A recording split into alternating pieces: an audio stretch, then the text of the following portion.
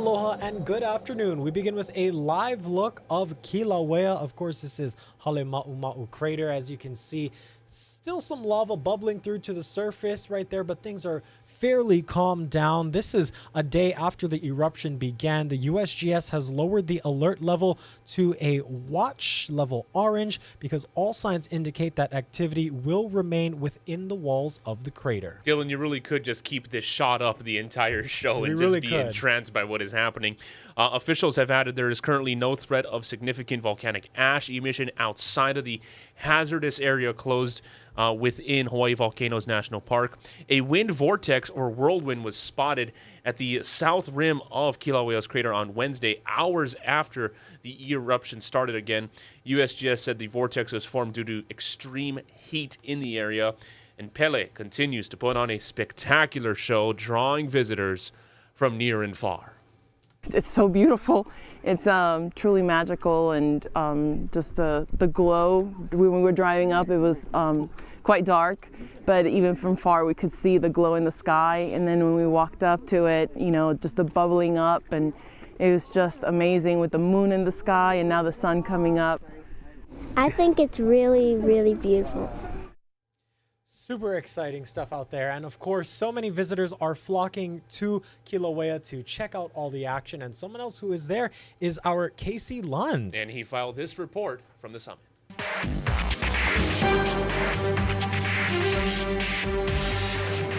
Aloha from Kilauea and Halema'uma'u crater. We want to get you right down to the lava and what so many people are flocking to Hawaii Volcanoes National Park to see. We're at Uikahuna. This is one of the viewing areas where Jagger Museum used to be, just a little left of the museum if you're looking at the crater, which we are now. And we'll take you down to see some of those fountains. And if I had to estimate what those look like right now, closer to maybe 30, 40, or 50 feet. But earlier this morning at 4:44, when that first eruptive event happened at the lava lake floor, we know that that first fountain that broke through, some USGS HVO scientists were guessing that it was somewhere around 200 to 300 feet. And that video, if you saw it, was absolutely spectacular. And then seeing the lava lake fill up so quickly, it was really something to see as we were watching on those USGS cameras. When we got here in person, though, it's always really a awesome thing to see in person, and that's why so many people have come here. We talked to some of the folks that came to Hawaii Volcanoes National Park. Here's what some of those visitors had to say. It's so beautiful. It's truly magical, and just the glow. When we were driving up, it was quite dark, but even from far we could see the glow in the sky. And then when we walked up to it, you know, just the bubbling up, and it was just amazing with the moon in the sky and now the sun coming up. What do you think about it, Kate? I think it's really, really beautiful.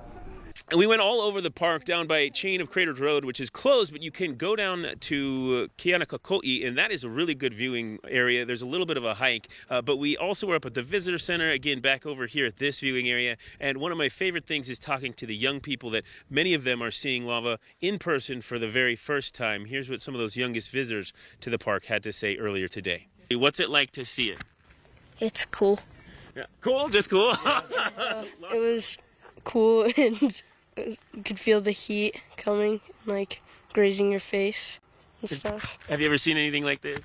No. Family. Yeah, we didn't think that we'd get a chance to do this. We'd been following it to see if the eruptions would happen, and it didn't. And then really like 2 hours later, you know, at like 6:30, somebody said it erupted 2 hours ago. So really we didn't plan to come up here, and we just decided to change our day and come up, and it's really unbelievable. And of course, we're going to have continuing coverage starting tomorrow morning on sunrise at 5 a.m. We'll be here taking a look at how things are shaping up for tomorrow. But again, USGS is saying that as of now, there's no imminent threat to the lower East Rift Zone. The lava seems to be contained right here at Halema'uma'u crater. That's good news, but of course, they're keeping an eye on it. Make sure you stay with HawaiiNewsNow.com for the latest. And we'll also have some of the best images on our website as well. We'll see you at 5 on sunrise. Reporting at Kilauea, I'm Casey Lund. For now, we'll send things back over to Oahu. The controversial 64% raise for city council members is still slated to take effect without a vote in about 3 weeks. This comes after a full day of heated debate. Council members Andrea Tupola, Augie Talba, and Radiant Cordero were against the raise. Hundreds of people signed up to testify, with virtually all opposed to the pay increase. You've shown us your greed and your selfishness, and how you have neglected the very people that put you in office. We will recall all 7 of you, and I'm going to lead that effort personally. This legislative budget, we will be shifting over $400,000 from other activities to pay for raises for just 9 council members. I do believe that the Salary Commission worked in the best interest of the people, and I understand that not everybody agrees with me, and I understand that that's how life is. There is a chance the council could still reject the raise, but it would have to be done by a resolution, which has already been introduced by Talba and Tupola. June 25th is the deadline to vote if Council Chair Tommy Waters allows it. As Hawaii heads into its dry season, state and federal agencies are reminding the community to do their part to prevent wildfires. The National Interagency Fire Center says Hawaii's temperatures will be near to above normal for the next 4 months, and Hawaii's significant fire potential is forecast to be normal. One wildcard factor is the developing El Nino. That's likely to cause drought conditions, causing lush vegetation to dry out. What's green now can very quickly desiccate and become a fire hazard. So when we see all that green, we don't feel relief. We feel a little bit of anxiety over what that's going to look like when it dries out. That really puts a stress not only on the county fire departments, but also the state responders as well. Because when we're involved in fighting these fires, fire department may not be available to take other calls. So what can property owners do? In addition to maintaining vegetation around their house and using caution when outdoors, also go to hawaiiwildfire.org. That's where you can sign up to be a FireWise community and get free home assessments on reducing risks and preparing evacuation plans. While smoke from hundreds of out-of-control wildfires in Canada is still drifting over into the U.S., that's causing cancellations, delays, and concerns among many northeastern states. Bradley Blackburn reports from New York. You can barely see the Jefferson Memorial in Washington, D.C., as a smoky haze continues to engulf much of the Atlantic seaboard. It's very important that affected communities listen to the guidance of their state and local officials. Forecasters say 2 separate weather systems are pushing the smoke south. Philadelphia is currently under an air quality alert, which means the air is considered unhealthy to breathe. The health of our residents and workers is paramount. Philadelphia, please take good care of yourselves and look out for each other. The smoke is coming from Canada, where more than 400 wildfires are burning, over half of them out of control. With the air so thick, U.S. health officials advise staying indoors as much as possible. Well, not everyone has the opportunity to do that. If you've got to be outside, for some people wearing a mask can be helpful to help filter out some of the smoke around them. Wildfire smoke is still clouding the view of Manhattan's skyscrapers, and New York's mayor has asked people to stay indoors. The city's parks are mostly empty, and so are playgrounds, even though school is out for a holiday. Still having a good time. The Farner family from Houston is making the most of their vacation despite the unexpected smoke. It would be nice to get a clear view of the skyline, but now we can always say we were in New York when there was the haze, and other visitors can't say that, so at least we have a story. And all this haze is making it tough on air travel. Poor visibility has forced the FAA to slow flights in the Northeast, causing hundreds of delays and some cancellations. Bradley Blackburn, CBS News, New York. Resort officials in West Maui want to restore the disappearing shoreline in front of their hotel, but Native Hawaiian activists are speaking out against their process. Yesterday, 2 skid steers pushed sand along Ka'anapali Beach while shoreline advocates marched forward to stand in its way. The DLNR allowed the Westin Maui Resort and Spa, Ka'anapali, to do the work because the beach in front of their hotel is disappearing due to sea level rise and coastal erosion. Advocates are frustrated there was no public input. The state won't issue the stop work order. We're issuing the stop work order. My reason down here is that this is a place that I grew up. This is a place where we fish, and activities like this without the public knowing and having input on the process is to me sneaky. DLNR said in a statement that it recommended the Westin consider replacing the existing grass berm at the edge of their property with a natural and native vegetated berm with designated beach access pathways. In a 5-4 ruling today, the U.S. Supreme Court struck down Republican congressional district maps in Alabama. Voting rights advocates say it discriminated against black voters. NBC's Alice Barr reports on the wider impact of the ruling. A major Supreme Court ruling today upholds the landmark Voting Rights Act of 1965 that outlawed discrimination based on race.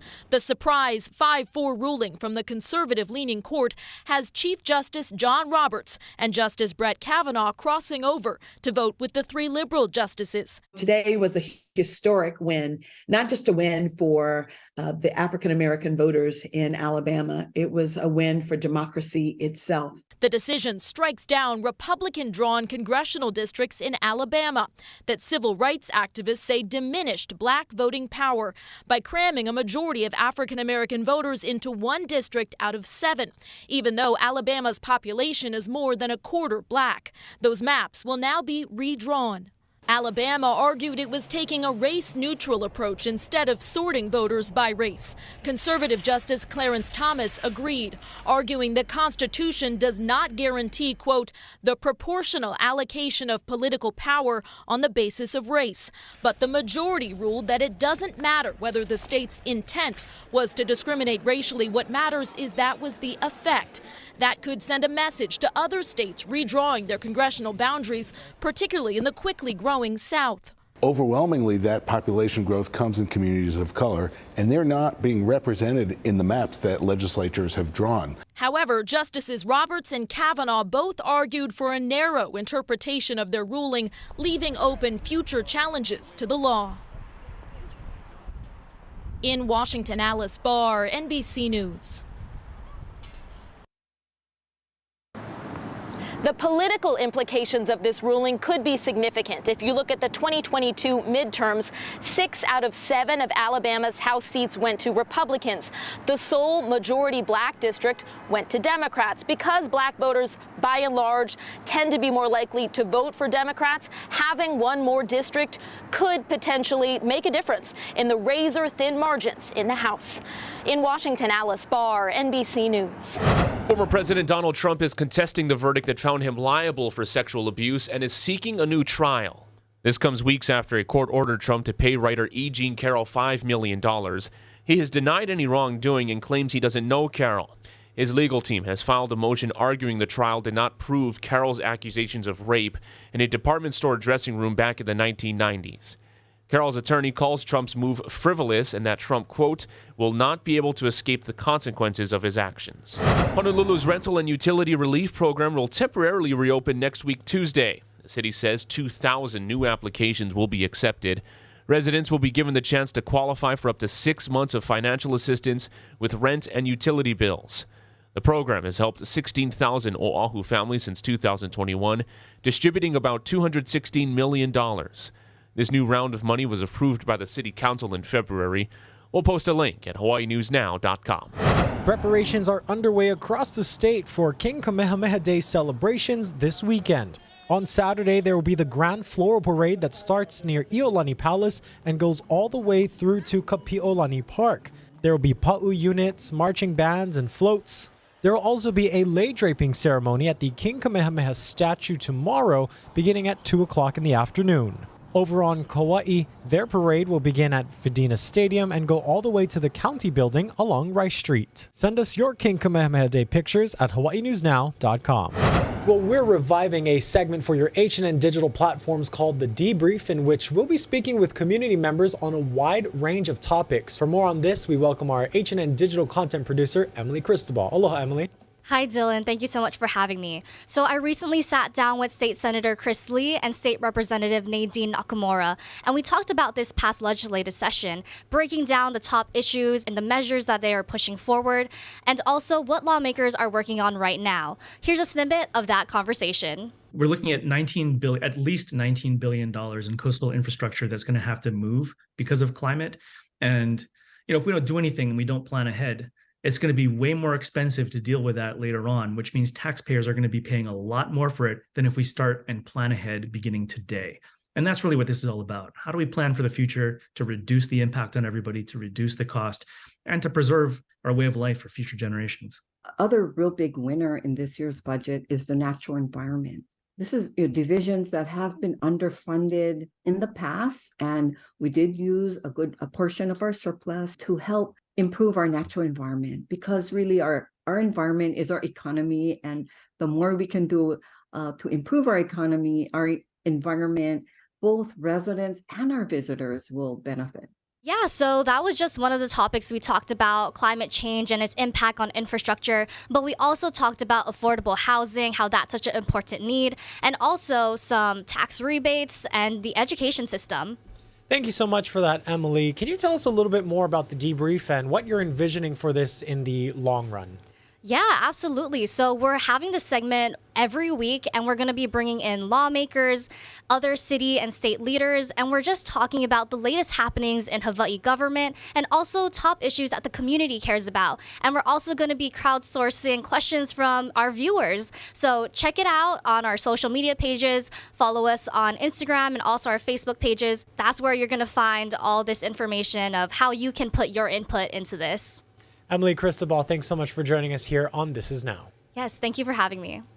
Thank you so much, Emily. Looking forward to it. Taking you back to Kilauea right now, Hale Ma'uma'u, as the activity continues to bubble, drawing onlookers from both across the state, across the nation, around the world.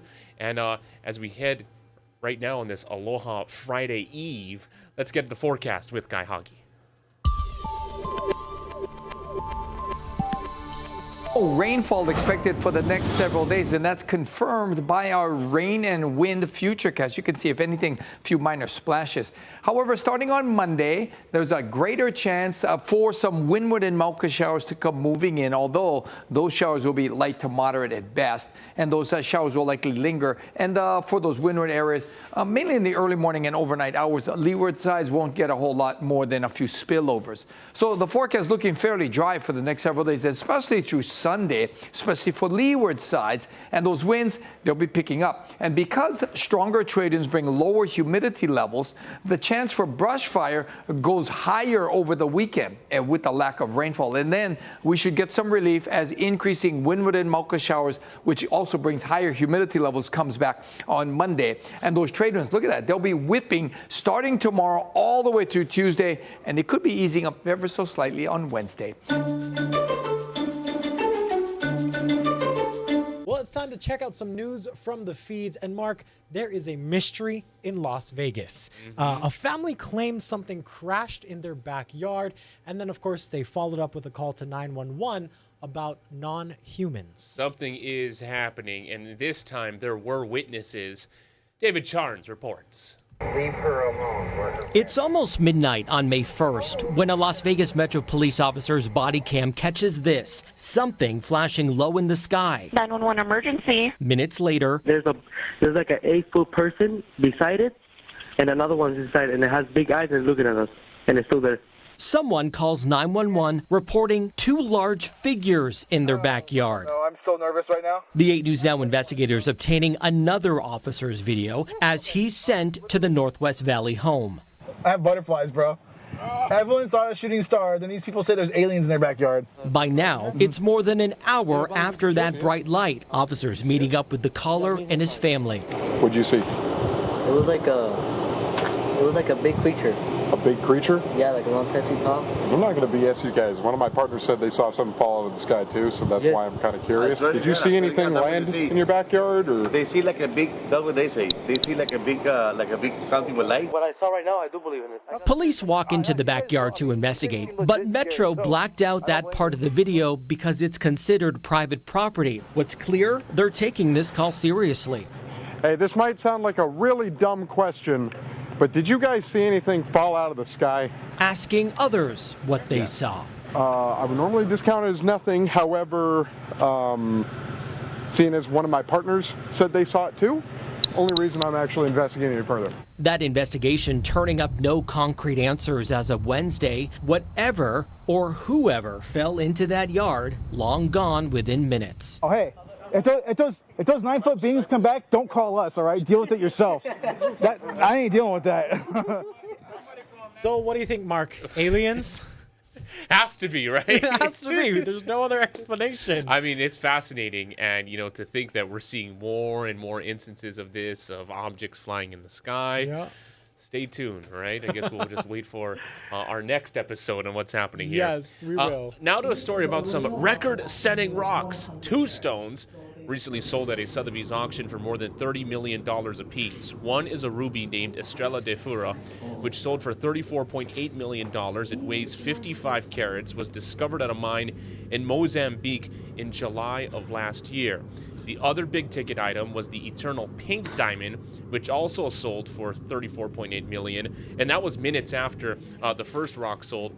It's been dubbed the most vivid pink diamond to ever come to market. Both sales are world records. That is talking about the aliens. Dealing with that kind of money right there is a different universe. Wow, I love it. Well, let's go ahead and give you some good news now. There's a cute story in Kansas where a young boy got a little sweet reward because he helped reunite the owner of a tortoise with her pet. Take a listen. Hello, dear. Meet Frederica the tortoise. She does go pretty fast. Frederica lives in Lenexa with her owner, Jan. They're kind of cool. They don't do any tricks or anything. But Frederica does have a trick. This is not her first rodeo. The 17-year-old Russian tortoise is quite the escape artist. Apparently, she was more clever than me. 9 months ago, Jan gave Frederica free roam of the fenced-in backyard. Frederica found a way out. She found a gap underneath my bay window where she could just go, hasta la vista, baby. So Jan started searching. I hit social media, hot and heavy. She offered a $400 reward, hung up posters all over Johnson County. She even had a bloodhound search the woods behind her house. Jan had just about lost hope until May 20th of this year. I turned around and then I saw the tortoise walking. Just a few houses down, 7-year-old Henry Miles spotted her. It looked like it wasn't from around here. Henry knew Frederica had been missing. How'd she even lose it is my question. So he and his parents gave Jan a call. I was at work and they all thought I won the lottery because I yelled. Now, Jan is reunited with her tortoise. Here she is. Henry got that $400 reward. $200 is going into savings and $200 is spent. Frederica is still working on her next escape. $200 is going into savings, and the rest he is spending. This kid I love is that. wise beyond his years He here, sure okay? is. Just let it build up over time. You know what he could spend that money on, Mark? This. Pickle pizza at Pizza Hut. Smooth, right? That's what I'm saying. Pizza Hut recently announced this eyebrow-raising product. The pickle pizza starts with a hand-tossed dough, but uses buttermilk ranch, delicious, instead of tomato sauce. It's topped with breaded chicken breasts, onions, and pickles. Right now, it is only found at one location in New York, but if it's a hit, it could eventually go nationwide. What do you think, You know, Mark? sometimes I recoil at these food, concoctions here and what we see from some of these chains inventing. But, this one actually works. You think about all the flavors that are involved there and you add in the chicken. I think this is something that can meld together. I think maybe for pregnant women who are craving pickles, I think I'm good on the pickle pizza, though. You got me at the ranch, you lost me at the pickles. Oh, boy. Let's go ahead and take a live look out over beautiful Hilo Bay, Coconut Island there. You can see a shipping container in the background. Picturesque. Picturesque. Absolutely beautiful. All the activity there on Hawaii Island is attracting so many crowds. We are keeping an eye on all the fun there, and we thank you for joining us here on This Is Now. Tune in later this afternoon when Mark is back, first at 4.